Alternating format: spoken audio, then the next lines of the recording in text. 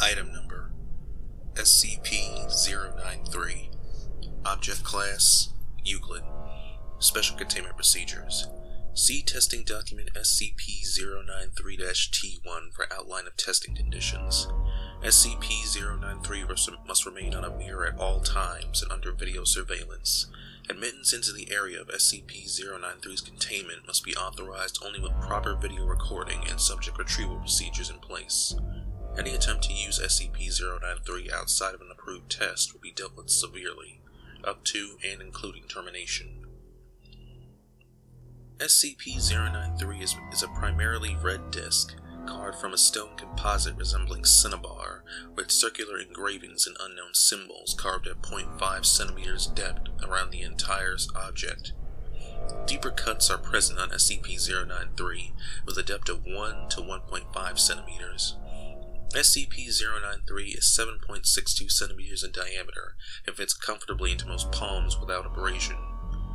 SCP-093 will change hue when held by a living individual. The colors taken by SCP-093 are still being researched to establish a link. Current belief holds that the changes depend upon regrets carried by the holder. If SCP-093 is removed from a mirror not held by a person, it will seek out the nearest mirror-like substance. SCP-093 has been observed to travel in the largest possible circle while rolling, building a phenomenal speed. The mechanism of this acceleration is currently unknown. If an obstacle is between SCP-093 and the nearest mirror-like object, it will use this momentum to punch through the obstacle and continue on its course at this speed. It will only stop when a mirror-like surface is contacted. Despite tremendous velocities, no damage will be dealt to SCP-093 or the mirror. Additional notes. No records exist to clarify the nature of SCP-093's discovery or presence in the Foundation. Since no records exist explaining SCP-093's method of containment, a test procedure was initiated to establish why mirrors must be used to contain it. The results of SCP-093-T1 led to the discovery of living beings holding SCP-093 being able to move through mirrors and a series of tests in SCP-093-T2 to ascertain the destination reached through this travel. SCP-093 Original Documentation. Item number SCP-093. Object Class Euclid. Special Containment Procedures. Item SCP-093 is to be kept on a silver-lined mirror on a 0.3 by 0.23 meter pedestal at least 1.22 meters off the ground floor in containment cell block.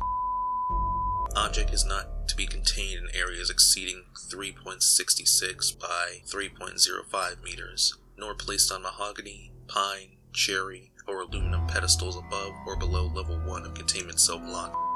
Object can be handled safely, albeit gently without consequences. Tests and consequences thereof involving containment conditions can be reported in Section B 35-1 of the attached report. Object was found on the shore of the Red Sea, January 30th, 1968, emitting a low hue and a dim blue gleam. Its color has since turned into an orange mix of red, only emanating a hum of varying value, whilst in the presence of female examiners of ages between 34 and 41. SCP-093 resembled the documented blue for 5434 at 1:23 on April 26, 1986, coincidentally when the body of 194-9834 was discovered in research facility. Ties between 194-9834 and SCP-093 remain inconclusive, and the effects of prolonged exposure to SCP-093 remain unknown, except for infrequent reports of periods of calmness, and in the case of 242-0049, as periodic waves of depression, loss of balance, and thoughts of suicide. These feelings have reportedly not exceeded 11 days in duration. Objects seem to react to the presence of 242-0056 by turning light violet for no more than 209, as documented on March 12, 1993. Effects of this reaction remain unknown. Additional notes. Origins of 093 remain unknown, and documents of recovery of 093 have since been destroyed in a fire in research facility. December 9th, 1989. Reports on the feelings of researchers who handled 093 have since remained inconsequential since April 19th, 1995.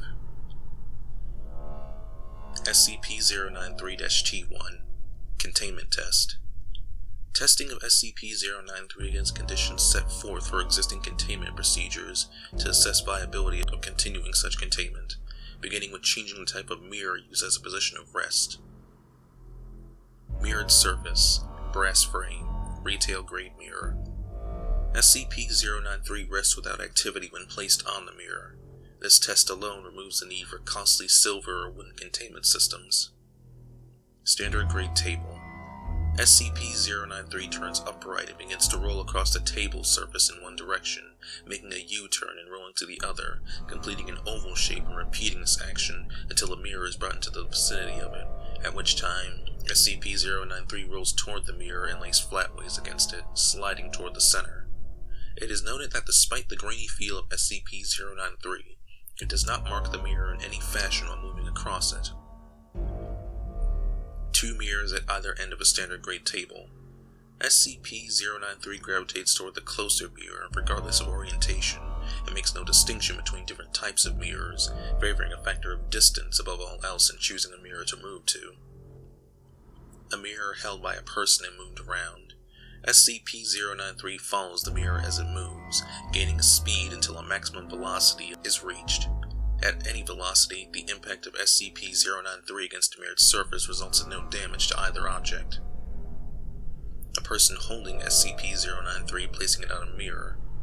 This test was accidental, the result of one of the staff tripping another after some debate about who will be covering the lunch tab. As a result of the behavior of the researchers, it was discovered that a person holding SCP-093 and placing it against a mirror will in fact move inside the mirror. Addendum. Containment testing discontinued after establishing that SCP-093 only requires a mirror to rest inert. Testing on human interactions with mirrors while holding SCP-093 authorized. SCP-093-2 Mirror Test. Testing Protocols. Subjects testing SCP-093 must wear a Class 3 buckle harness strapped to the chest and attached to a tension pulley system, allowing for 300 meters of movement. Additional spools may be added to extend movement if necessary. The clasp connecting these spools must be high grade and capable of withstanding applied force of 0.2 tons. A field kit containing the following should be standard issue for testing of SCP-093. 1 wrist-mounted light source with 3 hours lifespan, and additional power sources providing up to 6 additional hours. 4.5 liter water bottles with water. 4 MREs of any type, plus 2 plain granola bars, chocolate chips allowed. 1 standard issue Beretta 9mm firearm with 24 rounds of loaded ammunition. This is not to be issued until subject has passed into a mirror using SCP-093, and should be given under armed supervision, ensuring that the subject passes through entirely. This item is to be requisitioned first upon subject's return, and subject to be made aware of this before leaving line of sight within SCP-093's mirror. 1 standard issue field knife. The subject is not to be made aware of this item and must find it on their own within the kit. A subject must also be attached to a video system, with a camera mounted on the subject's head or shoulders. The video device should be cable-based and allow for the same length of travel as the return system. Wireless cameras have shown mixed results and should only be used in testing conditions, where SCP-093 is currently a known color. New colors must be tested using wired feed.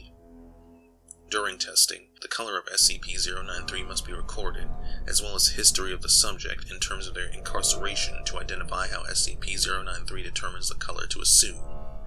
A link appears to be connected to guilt or a lack thereof in the subject's psyche. The attached test results should be read in order.